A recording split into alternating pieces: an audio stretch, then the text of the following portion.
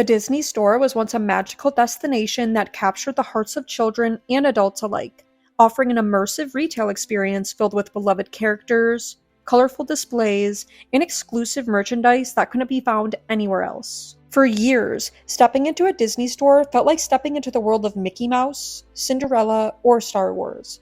And many people have fond memories of visiting these stores during trips to the mall. But in recent years, Disney stores have been disappearing at an alarming rate from shopping centers around the world, leaving fans to wonder what went wrong and why these once iconic retail spaces are vanishing. The decline of Disney stores is not due to any single factor, but rather a combination of changing shopping habits, corporate strategy shifts, and the rise of e-commerce that has altered the way consumers interact with brands.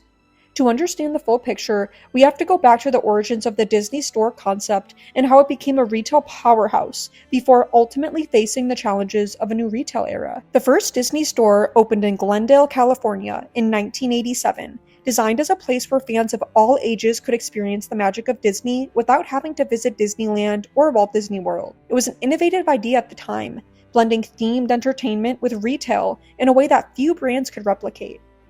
The stores were carefully designed with whimsical decor, interactive elements, and an atmosphere that made shopping feel like an adventure. It wasn't just about buying merchandise, it was about being immersed in the Disney universe. This concept resonated with families, and by the 1990s, Disney stores were rapidly expanding into malls across the United States, Europe, and Asia. At their peak, there were hundreds of Disney store locations around the world, and for many families, a trip to the mall meant a mandatory stop at Disney's wonderland of toys, clothes, collectibles, and plush characters. During the 1990s, Disney stores benefited from a cultural movement when malls were thriving, and retail shopping was a major social activity. Parents would bring their children to browse Disney princess dresses or Mickey Mouse t-shirts, while collectors sought out exclusive items tied to blockbuster Disney movies. It was the golden era of Disney merchandise, coinciding with the Disney Renaissance, when films like The Little Mermaid, Beauty and the Beast, Aladdin, The Lion King were dominating the box office. Disney's retail arm thrived on this wave of popularity, becoming a core part of the company's consumer product strategy. However, the retail landscape began to shift dramatically in the early 2000s. The rise of big box retailers like Walmart and Target, as well as the growth of online shopping, started to chip away at the Disney store's unique value proposition. Parents realized they could find Disney-branded merchandise at other stores for cheaper prices, often without the need for a trip to the mall. As malls started to decline in popularity due to the convenience of online shopping, the foot traffic that once sustained Disney stores began to dwindle.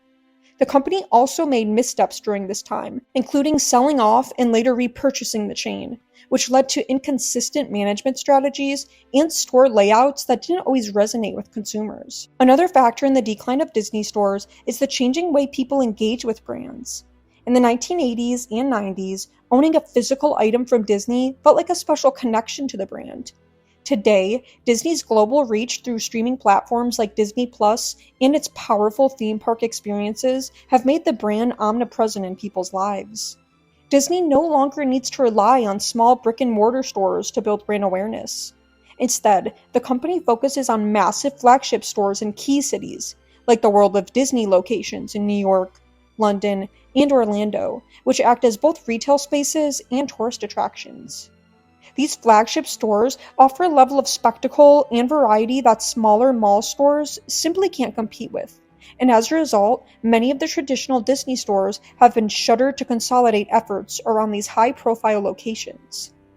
E-commerce has also played a massive role in the decline of Disney stores. The launch of Shop Disney, Disney's official online retail platform, allowed fans to buy merchandise directly from their homes, often with a much wider selection than what could be found in any single store.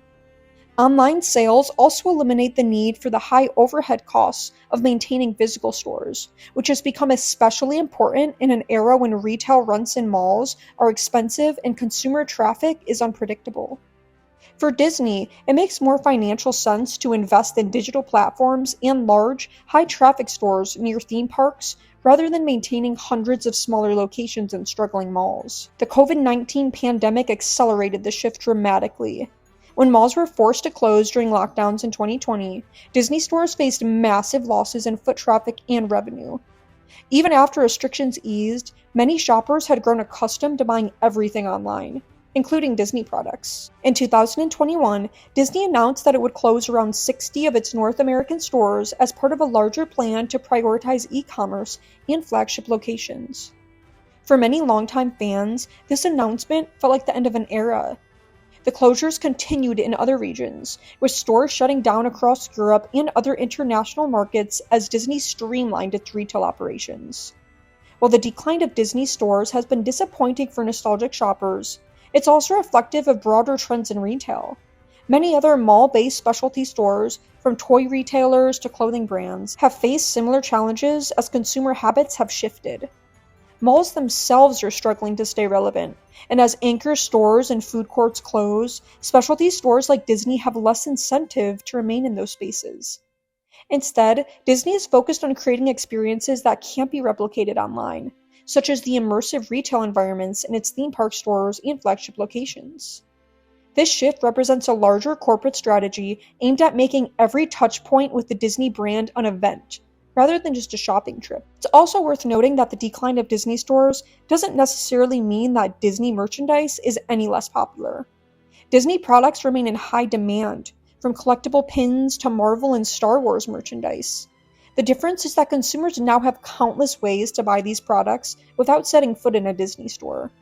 Online platforms like Amazon and Shop Disney have made it easy to get Disney goods delivered to your door, often with special online-only releases that generate excitement and scarcity. For younger generations, the thrill of buying Disney merchandise is no longer tied to a trip to the mall, but rather to online drops, collaborations, and social media buzz. Social media has also changed the way Disney markets its products. Instead of relying on physical store displays to capture attention, Disney can now promote new merchandise through Instagram, TikTok, and YouTube, creating hype for products before they even hit shelves. Influencers and unboxing videos play a major role in driving sales, which further reduces the need for physical retail spaces. Disney has also expanded its collaborations with high-end fashion brands, sneaker companies, and lifestyle products, ensuring that Disney's reach extends far beyond the traditional toy and apparel market. The closure of Disney stores is not a sign of a weakening brand, but rather a sign of a brand evolving to fit a new era of commerce. For many, though, the decline of Disney stores represents the loss of something special. Visiting these stores was an experience that went beyond shopping. For many, the decline of Disney stores represents the loss of something special. Visiting these stores was an experience that went beyond shopping. It was a chance to feel a bit of the magic that Disney parks offer, even if you couldn't travel to California or Florida. The interactive displays, the music, the life-size character statues, and the exclusive merchandise created an atmosphere of wonder that resonated deeply with kids and collectors alike. For many parents, taking their children to a Disney store was a cherished tradition, and the closure of these stores has left a nostalgic void. Looking forward, it's unlikely that Disney will bring back its mall-based stores in the same way that existed in the 90s and early 2000s. The company's focus is on creating fewer but more impactful retail experiences, like its massive stores in Times Square or Disney Springs. These flagship locations serve as both shopping destinations and tourist attractions, aligning with Disney's strategy of turning every interaction into an event that feels special and memorable. The Disney store as we know it might be disappearing, but Disney's retail strategy is far from dead. Instead, it's shifting to meet consumers where they are, online, in major urban centers, and at its theme parks. The magic of Disney has always been about storytelling and creating memorable experiences, and in many ways, the brand is simply finding new ways to deliver that magic in a digital age.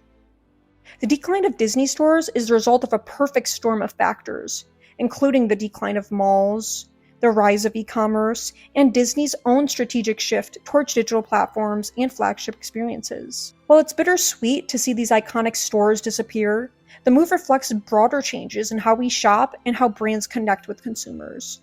For those who remember the excitement of visiting a Disney store, the closure feels like the end of an era, but the legacy of those magical retail spaces live on in the memories of millions of fans who grew up with them. Disney may be pulling back from malls, but the brand's influence and ability to enchant audiences are stronger than ever. The company is simply evolving to meet the needs of a world where convenience, digital access, and immersive flagship experiences matter more than a store tucked between a food court and a shoe shop in a half-empty mall. The decline of Disney stores is not a failure, but a reflection of how consumer behavior and corporate strategy have shifted in the 21st century. And it's a reminder that even the most magical brands must adapt to survive. Like, comment, and subscribe for daily history and culture content.